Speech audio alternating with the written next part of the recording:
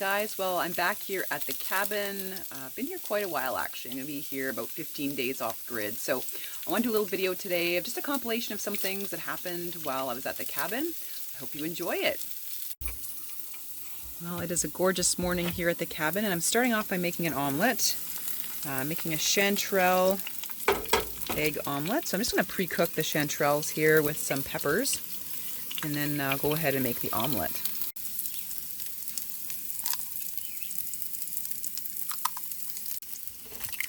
The sun is sure bright this morning. Lovely day. It's been really, really hot here at the cabin all week. Now for my omelet, I basically just mix up some eggs with a little bit of water. My toppings here, I've got olives, cheese, my chanterelles, and peppers. I'll have a little bit of salsa over here I'll put on after. Alright, so it's going pretty quick. So when it's kind of almost cooked like that, what I do on the one side is I just add my toppings. So I scraped it away from the edges there. Just going to add in my stuff. Over it quickly, the stove is really hot.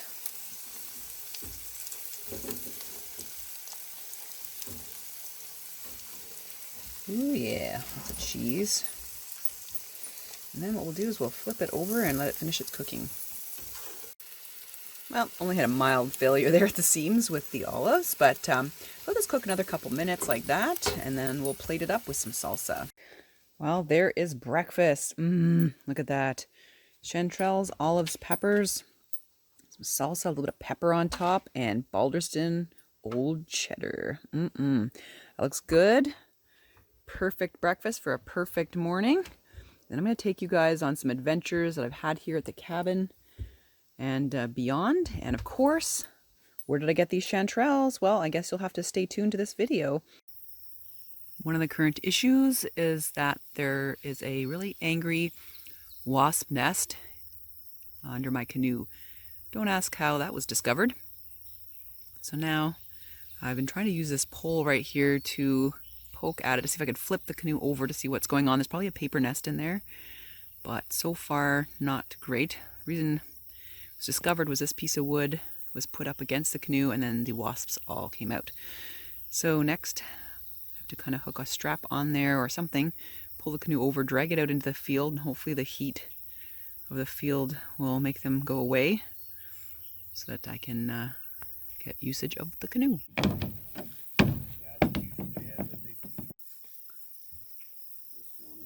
Well, there they are. Sorry guys, but I need that canoe back. Ooh, they're mad. There's a big nest in there, big paper nest. Eesh. Great. Right by the shower hose too, but thankfully they kind of quiet down. Somewhere up in these trees is another nest as well. I can hear the hum of it. I don't know where it is. Usually you'll find them in the fall once all the leaves are gone and see a giant nest or something. But they leave you alone unless you irritate them. I'm zoomed right in so you guys can see what's going on, but there is the nest. Wait. You just hear the hum of them, eh? So I'm right back, I'm zoomed in. Ugh, they're gonna have to vacate that.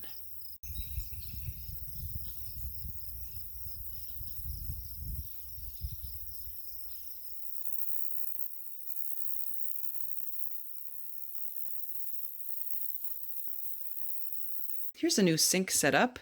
There's the faucet, and if you look under here, you can see there's the water bucket, and there's actually a small pump that goes up to the faucet there. So what we're doing now is just pumping up the water into the sink, and there's the wastewater. So here we are, we've got in the on position. I'm gonna turn it on. Oh yeah. So it's on demand, so as soon as you push it, stuff comes out. This is the off position, and it won't run. And then there's sort of somewhere in between you could do kind of like a low. Yeah, oh, I guess I gotta wait a second. Low and then high. So pretty excited, running water off of a battery at the cabin. Just going on a little foray now, just back behind the cabin. Just checking on some mushrooms right here. Had a big rainfall. So pretty excited and optimistic for mushrooms. You recognize this from my previous video. There's some dewberry down here.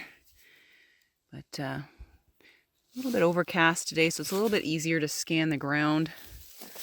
Looking for chanterelles, boletes, and also looking for some hedgehog mushrooms. All right, fellow mushroom hunters, do you see what I see around here? Let's take a look. Yeah. Woohoo, all throughout here. This is my little chanterelle zone. There we go. Ooh, give them a few more days. There's one right there. There's another one there. They're usually kind of all throughout here, which is exciting. These ones are a little bit small. I'm going to wait. Oh, there's some more. Oh, this is awesome. Look at another one there. The top kind of went off of that one. Another one there. The chanterelles are out. I'm so excited. There's quite a few around right now, and I want to show you a little nest, I call it. My little babies, my little hedgehog mushrooms. Let's go take a look. Over here is my little hedgehog nursery that I was telling you about. Let's clear away. Oh, look at that. Look at all these little primordia here. They're all hedgehog mushrooms. My favorite mushroom. They've got little teeth on the underside. Grabbed one earlier and you can see the small little teeth on the underside. So I'm going to leave these guys because look at all these little baby mushrooms right there. So this is my little patch. I'm pretty excited. Here's some hedgehog mushrooms. I'm going to grab a few of those, and there's another one over there. In this area of forest here, it's some ironwood and birch in here. So I usually find a lot of boletes in here and my hedgehog mushrooms.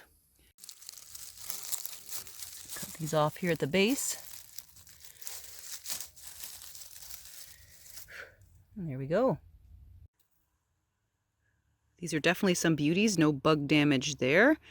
Looking forward to dinner tonight.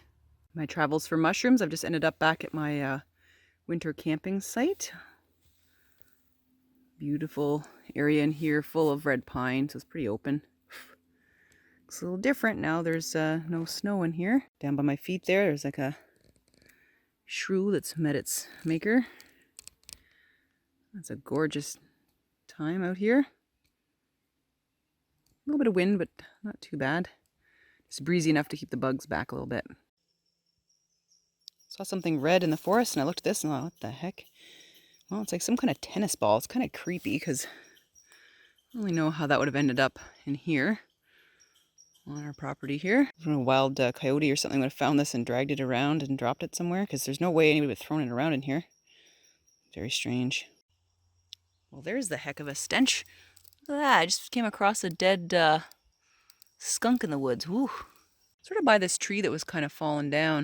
Looks like there's a branch over top of it. Sometimes it makes you wonder. Maybe just laid out and died and had a bad winter, I guess. I don't know. Weird.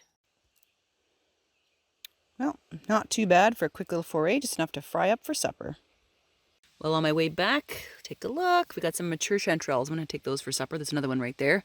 Remember, there's always one. There's more. They can grow in a cluster. I know a lot of folks are aware of the jack-o'-lantern mushroom that grows in clusters. And yeah, those you don't want to be eating. But chanterelles, they can grow in a little grouping. We just got to make sure you identify them properly. So I'm just going to take one of these off here and show you guys. There we go. So there you go. You can see those beautiful ridges there, false gills, and they branch. They attach together. And it smells like apricot, so we have some chanterelles here. Here's an edible bolete, but the bugs got at it, so I think I'll pass on that one. Well, dinner just got a lot better by finding those other chanterelles, so I'm pretty excited for tonight. Royce, what I got here? Royce, look. Ooh, mushrooms. When he was little, I had him carry this basket around. It's pretty funny. And there we go. Don't eat it. My mushrooms, leave it. Alrighty, I'm going to chop these up and then put some dinner. Just got back in time from that foray. It's starting to rain. Let's just take a look over here, and I've got a mushroom medley with some peppers and zucchini and some spices. This is going to be great. This is looking really good. And some potatoes and veggies and making a salad. Nice and fresh. That's what I love about this time of year. Everything is so fresh. Fresh garden zucchini, peppers. A little potato garden I'll show you guys later. That's coming along nicely. And my green beans and peas are a little bit slow, but that'll happen.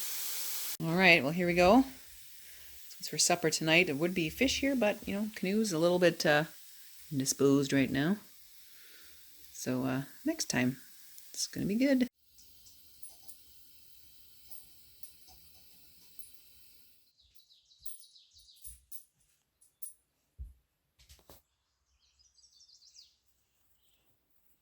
Today decided to go out on a hike. It's beautiful, 24, little breezy. The bugs are horrible. Let's take a look at the views. It's great over there, lots of trees, little mountains. The pup eating things.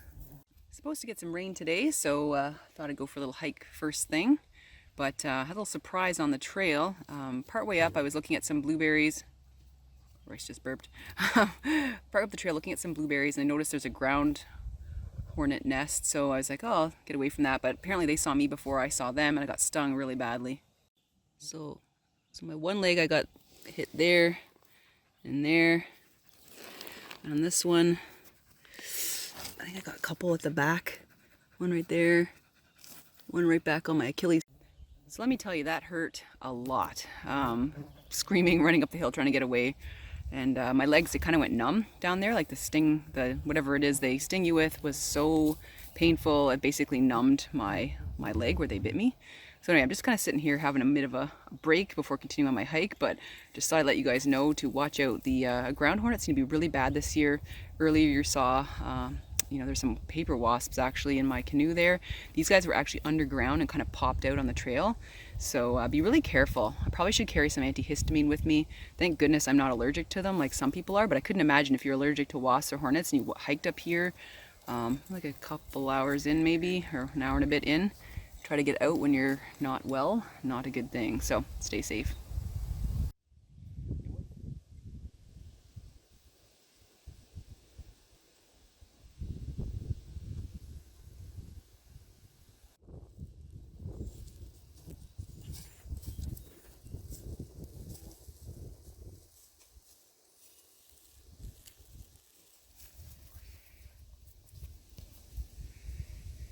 Looks like the vultures are all over here. Must be a kill site around somewhere on the trail. Take a look. Well, I never did find a kill site, but there's got to be something around for them to be hanging out here. Maybe it's just a good day to float around on the thermals, I don't know. It's pretty cool. These are turkey vultures.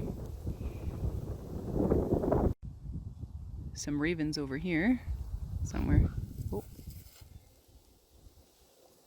the ground or something. I just missed it. Just missed it. There was like a fisher or something in there. Had a mask, almost like a ferret, but that's probably, it was a fisher. Bigger than a mink.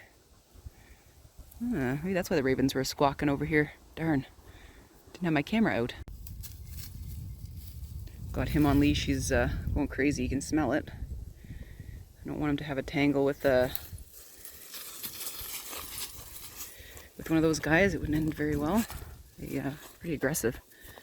So I'll just let him be. Well, with the fisher, ravens, and vultures there has to be a kill site. I just can't find it.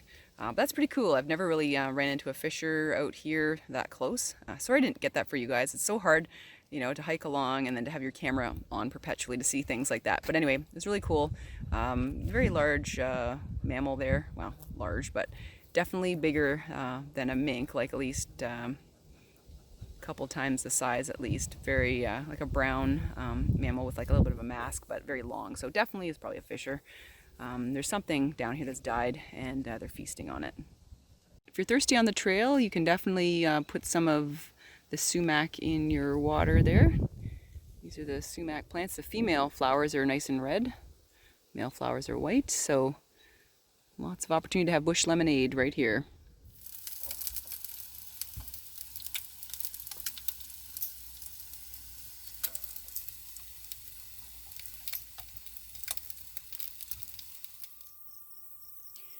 Just going to take you into the shower house. It's pretty much all done now. There's the toilet and got got a little knob there. That's a spot where you'll find the peat moss. And the fan is always going now, which is nice. There's no smell in here at all. It's great. So this is a new light right there. The other one fell down and broke. So this one's the same. It's kind of on a sensor, just a white color. And the shower is fully functional. So I just want to show you that we have running water in here. And all you have to do is, you turn on the pump off and on. There's a little switch here. And that's rainwater coming in. Have your shower, rinse down, and then when you're done, turn it off there. And then when you're done, you can turn off the pump. And the sink, I'm just doing some towels here, but this is much the same. It's coming from the rain barrel. So let me tell you, it's really nice to be able to do laundry in here and wash your hands. Here's the panel. So I've got a couple of solar panels outside. Comes in here and goes down to a couple of golf cart batteries. Yeah, golf cart batteries. So it's all set up there. And this right here is a Coolatron. So this is the refrigerator that we have right now. It's run off the battery panel. Now we can't run it all day long. I need a little bit more battery capacity for that. So what we do is we put a block of ice in there, and then we turn this on for a few hours a day, and it actually dramatically increases the time that we need to go get ice. It's about 30 some odd degrees outside, and here it's a lot cooler, but these Coolatrons can only cool, I think, 20 degrees below ambient temperatures. So, I mean, you're not going to get something that's completely refrigerator with one of these things, but it's better than what we had, so that's pretty good. Very exciting. So I must say, a little bit of storage up there. I don't know, I have to kind of make this place our own, but take a look. Up here, got some really neat finishings up here. It's just some pine board. And up in the hatch, up in the attic, it is fully insulated. So I crawled up in there in 30-degree heat to put in some insulation. And it really makes a difference in here. It's actually quite cool in here compared to in the field. So I'm pretty happy about that. So this project is done, except for decorating a little bit, which is nice. For those of you new to the channel, the water is coming from this rain barrel right here. I'm going to get a second one set up soon. But this one, being here a couple of weeks and really haven't gone through a whole lot of it, probably about half gone. Of course, you have your showers. It's like very, very fast. You don't want to be sitting there draining this barrel. So you rinse down, soap up, and rinse down again, and out you go. It's kind of cold water anyway, so it's not like you'd want to be in there a super long time. And then in here is the pump. So there's the whole system in there. It's hard for you guys to see, but there's the pump in there. It brings water into the cabin.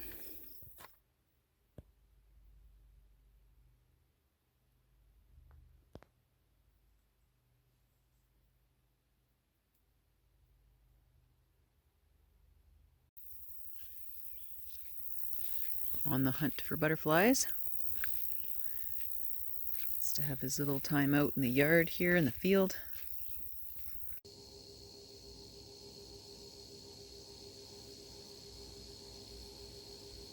Also on my foraging list today are yarrow. So I'm going to take some of these flowers and leaves. This can be used as a bittering agent when I'm making my beers. So that's what it looks like. Nice little white flowers there. Very, very fragrant. You can see the leaves there. That's what it looks like. So I'm going to take some of these today. Definitely want to make some beers coming up. And this will be a great addition to bitter it, kind of like a hops would. As you guys know, lots of choke cherries will be at my property this year. This whole area is just full of them, getting ready, but the birds are going to have at them really shortly. In the past, I've made choke cherry liqueur. What do you guys think I should make this year? Note it below down in the comments. Looks like it'll be a bumper year for the hawthorn. Take a look at that, and take a look at these giant thorns. Always a risk when you're foraging for these guys. So I've made hawthorn jelly before, and looks like my shrub here is going to have a really good fall. I usually grab these end of August, so looks like it's going to be a good year. Seems like every other year is their year, so lots of good ones for this year. While we're in the field here, I want to show you, this is another plant that's a wild edible in here, and it's taken me years to figure out, or pay attention to it actually, to be honest. This is a plant in the nightshade family, and many of you may actually know what it is. This is actually a ground cherry. This is a native species to Ontario. This is a clammy ground cherry, and if we look, see if I can find one of their little, here we go. So you can see it's almost like little lantern there. It's got a little husk. So if we take it off and open it up, there is a little ground cherry inside. Now these are not ripe at all. These ones are green, but you want to wait until they're a little bit more of a yellowish color and really papery. So there we go, ground cherry, wild edible in Ontario. So the ground cherry is usually found in areas much like this, you know, kind of a field, yucky soil. I want to show you a flower. This is what the flower looks like. And this one's got the hairy stem. Maybe that's the clammy ground cherry. And then, yeah, you can see there you go. There's a little ground cherry in development. So I'm going to leave these be, and later on in the summer I'm going to harvest some and try them out. And tonight we're having pasta, so I headed back out into the woods again to get some mushrooms. I've got some chanterelles, and I want to show you this guy right here. Just taking one of the mushrooms out of my basket here that's different from what you guys have seen before. And this is the llthewildyam mushroom. And it's got a really narrow stalk, pores, a little bit of a reddish tinge on the stem there, and a nice little cinnamon brown top. When you cut it, it doesn't stain blue or anything like that, like some of the boletes. It can have a little bit of toxicity to them. But that's what it looks like. So these are excellent dried. You always want to make sure to cook bolete family mushrooms really well to avoid stomach upset. So I'm going to chop these up, and the other ones in my basket there, and you can dry them to put them in soups or in pasta. But a few of those and the chanterelles. Now there is one in here I picked just to show you guys. It's not a chanterelle. So there's a chanterelle with a false. There's a chanterelle with a false gills. Now there's one in here that is not chanterelle. So I picked it just to show you the difference. And you can see here that this has got actual gills on it. So this is not a chanterelle, but I picked it just to show you guys the difference. So pasta is going to be really good tonight. As an interesting aside here, I've got a spore print of the llthewildyam. So what I did is I took the cap here and I put it on a piece of paper, and when you do that, you get a spore print. So I just removed the cap from here, and you can see that's sort of like a brown spore print. I'm going to go in really closely here, and you can see every single pore of that mushroom that released the spores there. How cool is that? So this definitely confirms the ID of the mushroom. That's the spore print I was expecting. Always important when you're foraging for mushrooms to be sure of what you're eating, and you know, in addition to the identification of the physical characteristics, you can definitely do a spore print yourself. Super easy, and we're expecting this color of a spore print. So Gypsy Moths have been terrible this year, and here's a caterpillar just on the deck. They have been everywhere, and they defoliate a lot of our trees. They're a non-native species of moth. Here's the culprit. The only way they get rid of them is spraying with a bacteria that infects them to kill them. I don't know what they're going to do here in Ontario. They're just wreaking havoc on our deciduous trees, and of course certainly on my newly planted trees as well.